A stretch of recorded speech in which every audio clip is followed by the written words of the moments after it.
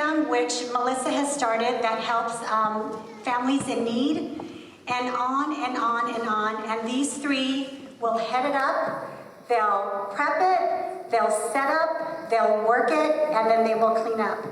And I think without these three who have now become part of my family, they are actually like my Mormon brother, my Mormon sister, and my Christian sister-in-law. We three have worked on this event tirelessly through conference calls, through mass emails, through mass texts, and if you know me, I fill my texts with emojis. This one trumps me. Her emojis are laden with, right?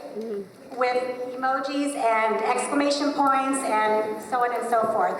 So I can't thank these three enough. I know they're going to be lifelong friends. I know they're going to be by our side with Cole and Jordan. They help with driving and support and anything I need. They are my right hand, my left hand, everything in between. I can't do this without them. So I have to thank them, and I appreciate it.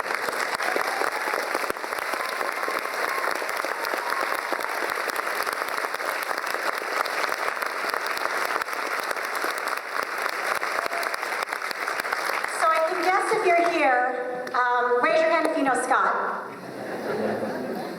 Okay, I just want to make sure there's no crashes. So I want to make sure that everybody here, you guys know him. If you're here, you know that he has shared a story with you. It could have been the same story over and over again. It could have been a different version of the same story, a lengthier version of that same story. If you're here, he has probably played a prank on you, told you a joke that makes you just cry and pee in your pants. He has probably shared sports with you, whether it be NFL, collegiate, high school. He was passionate about his sports. As you can see, Joe, he would mass text the family, updates, scores. He would curse. No, Scott didn't curse. But he would show his emotion through and through for all sports. Scott has probably, as John said, given you a big bear hug. That was one of his many traits and talents that he gave unconditionally. I think if you're here, he probably gave you some sort of advice, right, Cheer? ASB, whether it was about boyfriends, family, other girls, it was on, and he was an open door that everybody, look at how many people are here. There are quite a few people that aren't here that Scott helped with advice, and it wasn't just, oh yeah, you'll be fine. He really took the time to get to know you, to get to know your background, get to know your family, your friends. He knew every single thing about you, and I think that's why I see a lot of tears right now, because you remember those pieces of advice that he gave you. And I think that Scott has also been the tech support. I know of our family.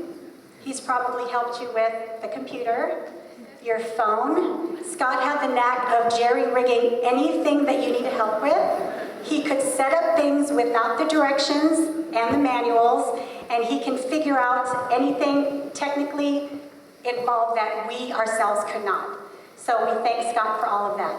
With that being said, I feel like we are all here to honor Scott and continue that legacy as we keep seeing. The legacy of Scott, the legacy of his family, of his friends, and his love of life.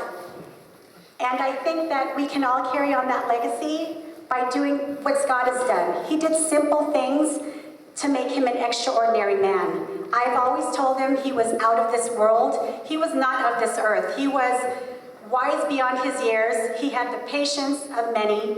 He had the knack of knowing. And I was so blessed to be with him. I feel like he has instilled in me and the kids very, very many qualities. And I think if you would like to do Scott an honor, carry on that legacy.